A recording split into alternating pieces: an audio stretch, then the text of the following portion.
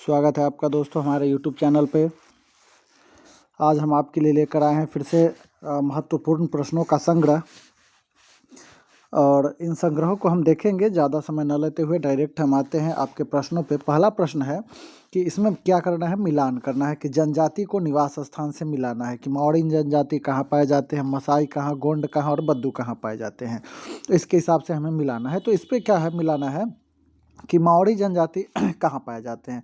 दोस्तों, मौर्य जनजाति जो पाए जाते हैं वह न्यूजीलैंड में पाए जाते हैं।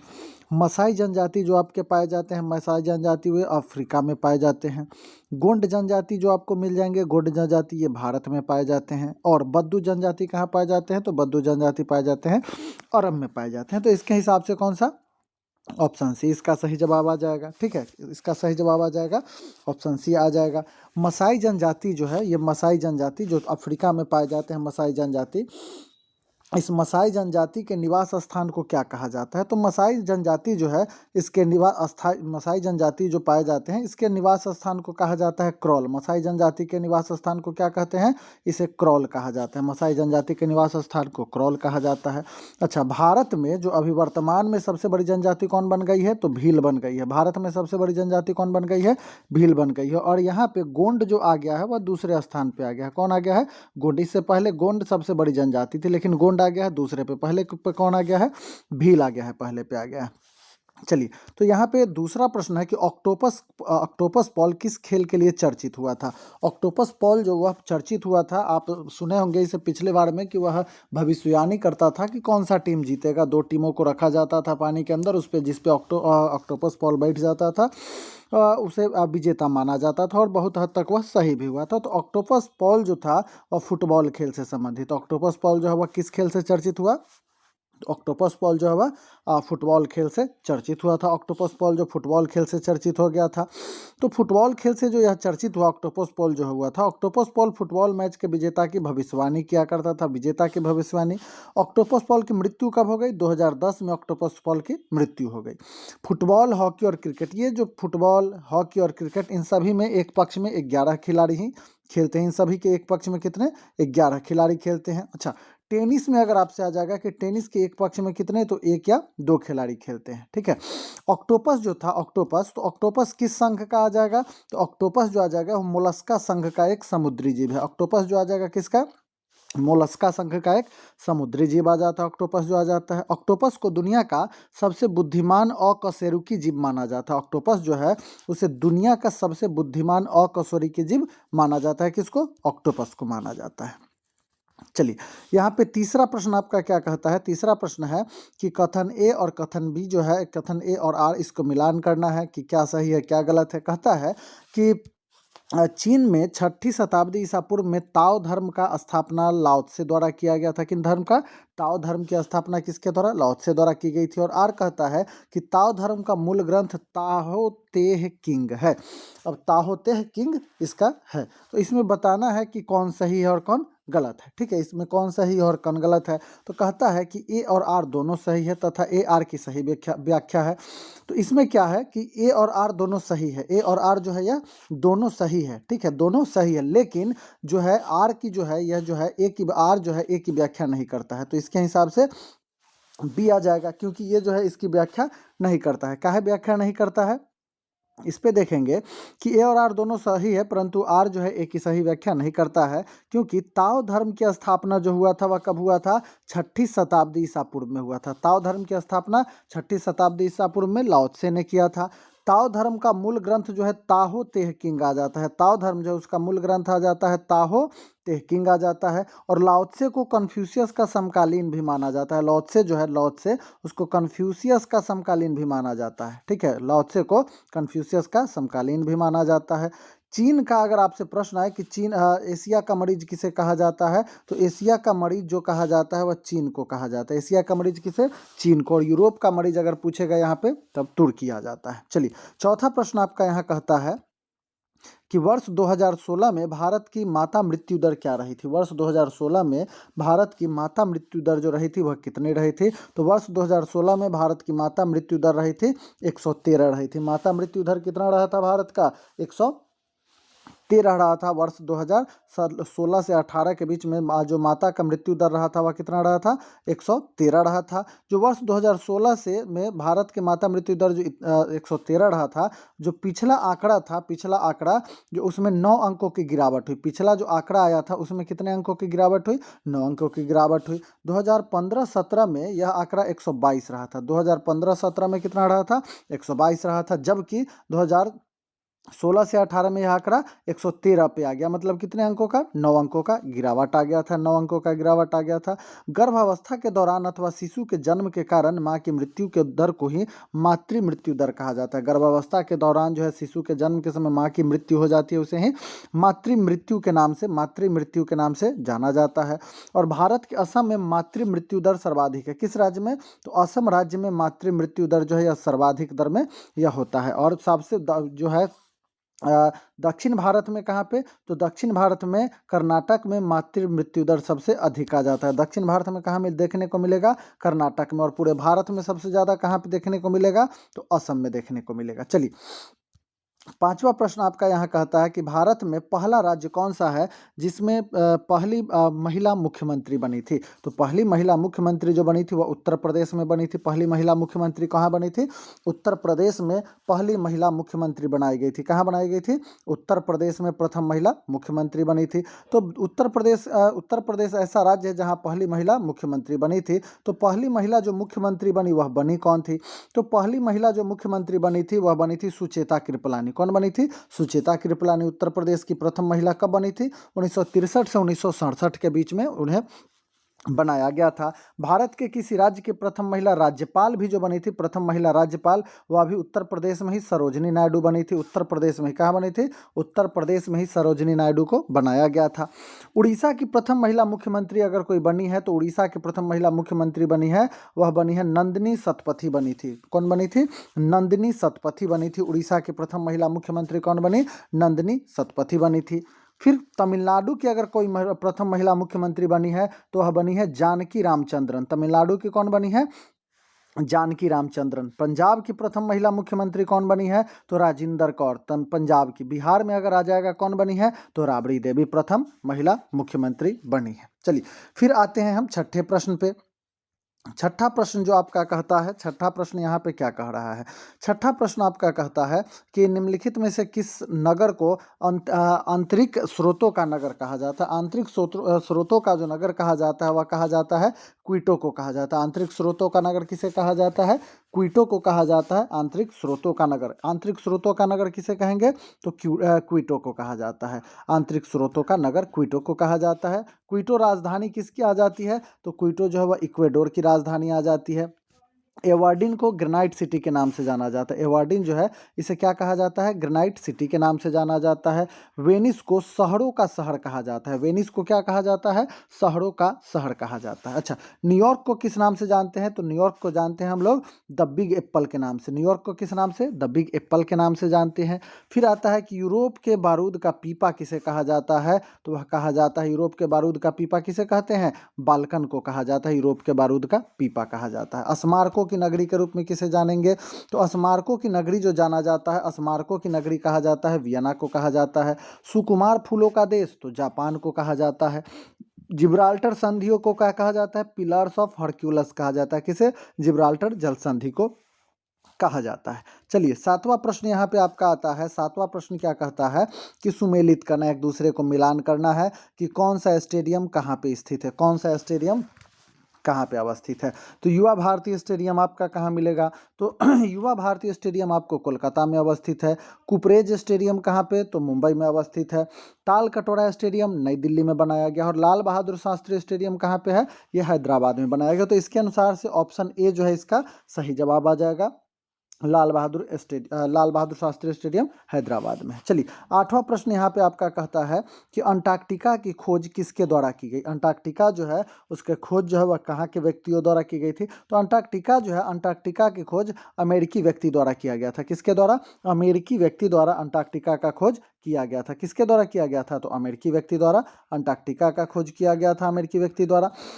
अंटार्कटिका महाद्वीप को अस्तित्व का विचार सर्वप्रथम किसने, टॉलमी, किसने कहा था, टॉलमी ने टर्रा इनकोंडिटा नाम से प्रस्तुत किया था। किसने प्रस्तुत किया था, इसे किसने प्रस्तुत किया था, तो टॉलमी ने प्रस्तुत कर दिया था। अंटार्कटिका की खोज का प्रथम प्रयास जो किया था वह ब्रिटिश खोजकर्ता जेम्स कुक ने किया था, किंतु वो अंटार्कटिका नहीं पहुंच पाया था। जेम्स कुक ने जो प्रयास तो किया था लेकिन अंटार्कटिका पे वह नहीं पहुंच सका था। ठीक है, फेबियन विलियम जो सॉसेन था 1820 ईस्वी में वोस्टन नामक जहाज पर सवार होकर अंटार्कटिका महाद्वीप पहुंचने वाला प्रथम व्यक्ति था। ठीक है, प्रथम व्यक्ति वही था। चलिए आते हैं 9वां प्रश्न पे। 9वां प्रश्न आपका क्या कहता है कि उत्तर प्रदेश का एक प्रसिद्ध लोक नृत्य कौन सा आ जाएगा। उत्तर प्रदेश का एक प्रसिद्ध लोक नृत्य जो है इसमें कौन सा है, तो उत्तर प्रदेश का एक प्रसिद्ध लोक नृत्य आ जाता है कजरी। उत्तर प्रदेश का लोक नृत्य कौन सा आ जाता है, वह आ जाता है कजरी आ जाता है। उत्तर प्रदेश का लोक नृत्य जो आ जाता है उसका नाम क्या लिखा जाता है, लिखते हैं कजरी। तो उत्तर प्रदेश का जो लोक नृत्य है वह है कजरी। और उसके बाद लंबाडी जो है नृत्य कहाँ का आ जाएगा, लंबाडी नृत्य जो आपका आ जाएगा वह आ जाएगा आपका आंध्र प्रदेश का। लंबाडी नृत्य कहाँ का है, आंध्र प्रदेश का है। 13 ताली जो नृत्य आ जाएगा वह कहाँ का है, तो राजस्थान का 13 ताली जो आ जाएगा। हिकात, मंदजास, कूद, दंडी नाच, दमाली आदि ये सब कहाँ के आ जाएंगे, ये सब आ जाएंगे आपके जम्मू कश्मीर के आ जाते हैं। मांडी, झागोर, खोल, ढकनी आदि नृत्य ये सब कहाँ के, ये सब गोवा के आ जाते हैं आपके। ठीक है, फिर खानाट्टम, पाखू पीला, चोरो कोन आदि ये सब कहाँ के आ जाएंगे, ये सब मिजोरम के आ जाते हैं। ये सब कहाँ के नृत्य आ जाएंगे, मिजोरम के नृत्य आ जाते हैं। चलिए 10वें प्रश्न पे आते हैं। 10वां प्रश्न क्या कहता है यहाँ पे कि जनगणना 2011 के अनुसार जनसंख्या दर वृद्धि दर के आधार पर केंद्र शासित प्रदेशों को घटते हुए क्रम में व्यवस्थित करना है कि कहाँ का केंद्र शासित कहाँ का जो है सबसे मतलब जनसंख्या वृद्धि दर की अवधारणा पे किया गया है कि बढ़ते से घटते क्रम में चलना है, बढ़ते से घटते क्रम में चलना है। तो सबसे पहले इसमें क्या आ जाएगा कि इसमें सबसे पहले आ जाएगा किसका आएगा, तो इसमें सबसे पहले आएगा पुद्दुचेरी का आ जाएगा। पुद्दुचेरी के बाद जो आता है सबसे पहले आ जाएगा पुद्दुचेरी का जिसका 27.7% आ जाएगा। पुद्दुचेरी के बाद आता है दिल्ली, पुद्दुचेरी के बाद आ जाता है दिल्ली आ जाएगा। दिल्ली का कितना आ जाता है, तो दिल्ली का 21% आता है। उसके बाद आता है चंडीगढ़ का आ जाता है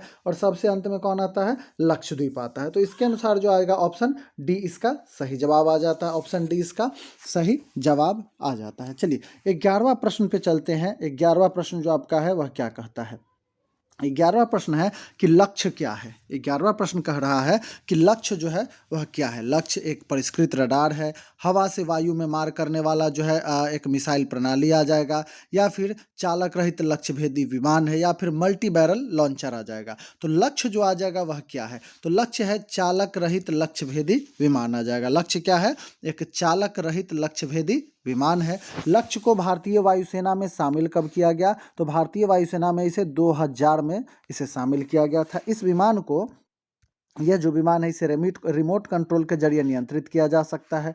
यह हवा से वायु में मार करने वाली मिसाइल आकाश और त्रिशूल है। हवा से जो मार होती है, हवा से मार जो करती है उसमें कौन कौन सा, एक आकाश आता है और एक त्रिशूल आ जाता है। तो आकाश की मारक क्षमता आ जाती है 25 किलोमीटर की आ जाती है, त्रिशूल की मारक क्षमता 9 किलोमीटर की आ जाती है। ठीक है, त्रिशूल यानी 3 शूल निकालना रहेगा तो 3 तिहाई 9 ये 9 किलोमीटर जाता है और आकाश की मारक क्षमता 25 किलोमीटर आ जाती है। ठीक है, भारत में निर्मित मल्टी बैरल रॉकेट लॉन्चर का नाम क्या लिखा जाता है, पिनाक। यह एक बहुबैरल रॉकेट प्रणाली आ जाती है, कौन सी, पिनाक आ जाती है। चलिए 12वां प्रश्न आपका आता है।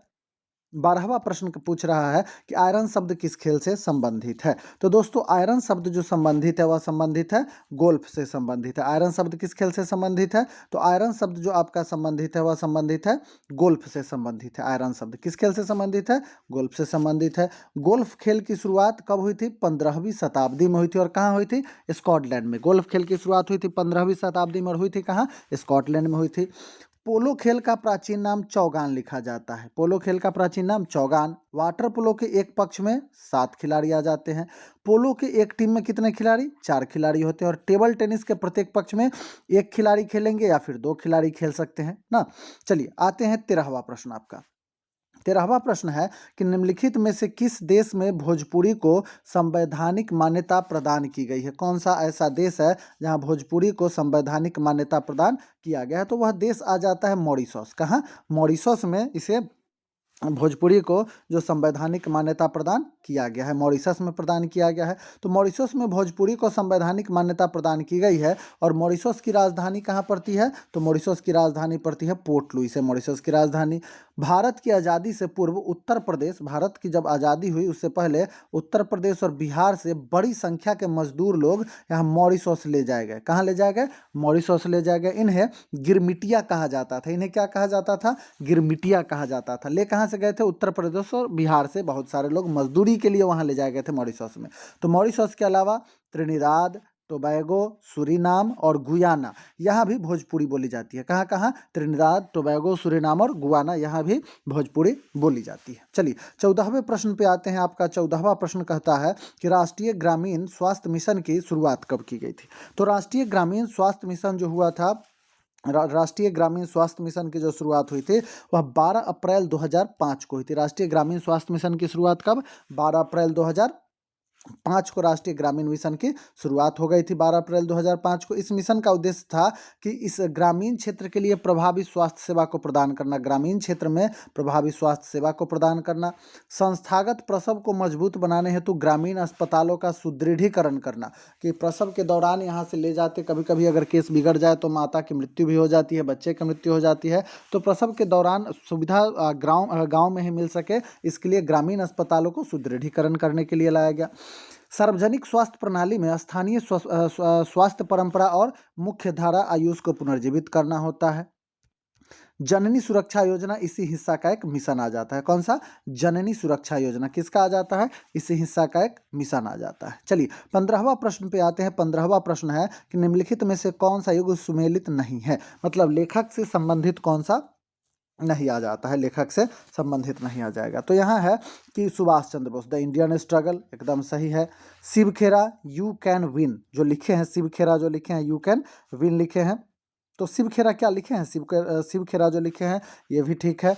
के नटवर सिंह जो लिखे हैं my China diary, Sudeep Sen जो लिखे हैं शो बिजनेस। तो इसमें पूछ रहा है कि कौन सुमेलित नहीं है, तो सुदीप सेन जो लिखे हैं, सुदीप सेन, वो शो बिजनेस जो है यह सुमेलित नहीं है। इसके अनुसार ऑप्शन डी इसका सही जवाब आ जाएगा कि यह सुमेलित नहीं आ जाएगा। ऑप्शन डी इसका सही जवाब आ जाएगा कि सुदीप सेन जो है वह शो बिजनेस युग में सुमेलित नहीं है। सुदीप सेन जो लिखा है द हार्पर कॉलिंस नामक पुस्तक लिखा है, of the Harper Collins book of English poetry लिखा है। रेल, न्यूयॉर्क टाइम्स आदि पुस्तक की रचना इन्होंने किया है। डेलीज ट्विस्ट हैंड्स आदि की रचना जो है यह की है। सुभाष चंद्र बोस को नेताजी के नाम से भी जाना जाता था, इनका उपनाम दिया जाता है। और नेताजी द्वारा द इंडियन स्ट्रगल लाया गया था, एक भारतीय यात्री लाया गया था, आज़ाद हिंद आदि पुस्तकों की रचना किनके द्वारा किया गया था? तो यह नेताजी के द्वारा किया गया था। चलिए 16वां प्रश्न यहाँ पे कहता है कि एनकोडिंग के संबंध में असंगत का पता लगाए।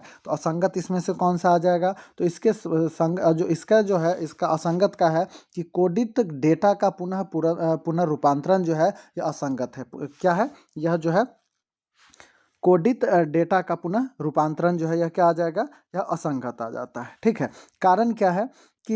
कारण है कि कोडिंग के संबंध में असंगत कोडित डाटा का पुनः रूपांतरण जो है यह विकल्प से चुना था। तो कोडिंग के द्वारा ही कंप्यूटर और स्मार्टफोन भाषा समझता है। किसके द्वारा? कोडिंग के द्वारा ही सारा जो है स्मार्टफोन और उसका कंप्यूटर जो है वह कोडिंग से ही तैयार होता है। सारा ऐप जो तैयार होता है वह कोडिंग से ही उसको तैयार किया जाता है। तो कंप्यूटर स्मार्टफोन जो है कोडिंग की भाषा ही समझता है। कोडिंग के द्वारा ही कंप्यूटर या अन्य सॉफ्टवेयर व हार्डवेयर डिवाइस का पता चलता है और उन्हें करना क्या है इसका पता चलते रहता है, इसका पता चलता है। चलिए 17वां प्रश्न आपका आता है।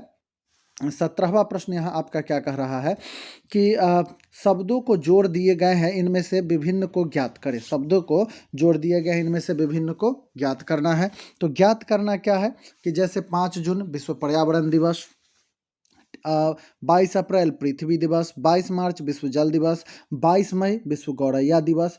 तो जो है यह गौरैया दिवस जो है 22 मई को है नहीं, 22 मई को गौरैया दिवस है नहीं। इसके अनुसार ऑप्शन डी इसका सही आ जाएगा। विश्व गौरैया दिवस कब मनाया जाता है? तो विश्व गौरैया दिवस जो मनाया जाता है, विश्व गौरैया दिवस जो मनाया जाता है वह मनाया जाता है कब? विश्व गौरैया दिवस मनाया जाता है तो 20 मार्च को मनाया जाता है। विश्व गौरैया दिवस कब मनाते हैं? 20 मार्च को मनाया जाता है। विश्व गौरैया दिवस 2010 से मनाया जा रहा है। 20 मार्च को कब से मनाया जा रहा है? 2010 से मनाया जा रहा है। अल्फा और कैंटवार्म नामक कीड़े को गौरैया भोजन के रूप में ग्रहण करती हैं। चूंकि ये कीड़े फसलों के लिए बेहद खतरनाक होते हैं, इसलिए गौरैया पर्यावरण संतुलन में महत्वपूर्ण भूमिका निभाती है। ठीक है, चलिए आते हैं। और 18वां प्रश्न क्या कहता है? 18वां प्रश्न है कि निम्नलिखित में से किस देश को 2011 में स्वतंत्रता प्राप्ति हुआ था? वह देश कौन सा है जिससे 2011 में स्वतंत्रता प्राप्ति हुआ? तो आ जाएगा दक्षिणी सूडान आ जाएगा। दक्षिणी सूडान जो है 2011 में उसे स्वतंत्रता प्रदान किया गया था। कब प्रदान किया गया था दक्षिणी सूडान को?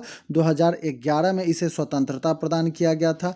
9 जुलाई 2011 को दक्षिणी सूडान जो है, दक्षिणी सूडान सूडान से एक नए राष्ट्र के रूप में अलग हुआ था। इसकी राजधानी कहाँ बनाई गई है? तो दक्षिणी सूडान की राजधानी बनाई गई है, जुबा बनाई गई है। और सूडान की राजधानी कहाँ पे है? तो सूडान की राजधानी खार्तूम आ जाएगा। सूडान और दक्षिणी सूडान जो आ जाएगा यह अफ्रीकी महाद्वीप में अवस्थित है। कहाँ पे? अफ्रीकी महाद्वीप में अवस्थित है। चलिए 19वां प्रश्न यहाँ आपका क्या कहता है? 19वां प्रश्न है कि देशव्यापी अभियान ऑपरेशन स्माइल से संबंधित है। ऑपरेशन स्माइल किसके लिए लाया गया था? तो ऑपरेशन स्माइल जो लाया गया था वह लापता बच्चों को ढूंढने के लिए लाया गया था। किसके लिए लाया गया था? लापता बच्चों को ढूंढने के लिए ऑपरेशन स्माइल लाया गया था। देशव्यापी अभियान जो ऑपरेशन स्माइल लाया गया, यह जो लाया गया था लापता बच्चों को ढूंढने से संबंधित है। यह अभियान कब से? तो वर्ष 2015 में चलाया गया था। 2015 में इसे चलाया गया था। इस अभियान के हिस्से के रूप में मिसिंग चाइल्ड पोर्टल भी लॉन्च किया गया था। मिसिंग चाइल्ड पोर्टल लॉन्च किया गया था और इस अभियान के जरिए कुल 3000 से अधिक लापता बच्चों को ढूंढने में सफलता प्राप्त हो चुकी है। कितना?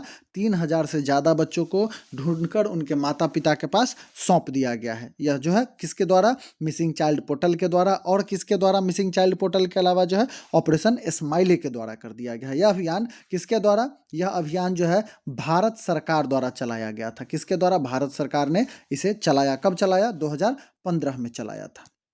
20वां प्रश्न आपका आता है। 20वां प्रश्न है कि केप ऑफ गुड होप कहाँ अवस्थित है? तो केप ऑफ गुड होप जो अवस्थित है वह अवस्थित है दक्षिण अफ्रीका में। कहाँ अवस्थित है केप ऑफ गुड होप जो अवस्थित है? वह अवस्थित है दक्षिण अफ्रीका में। केप ऑफ गुड होप अवस्थित है। यह अफ्रीका का सबसे दक्षिणतम स्थानों में से एक आ जाता है। यह अफ्रीका का सबसे दक्षिणतम स्थानों में से एक आता है।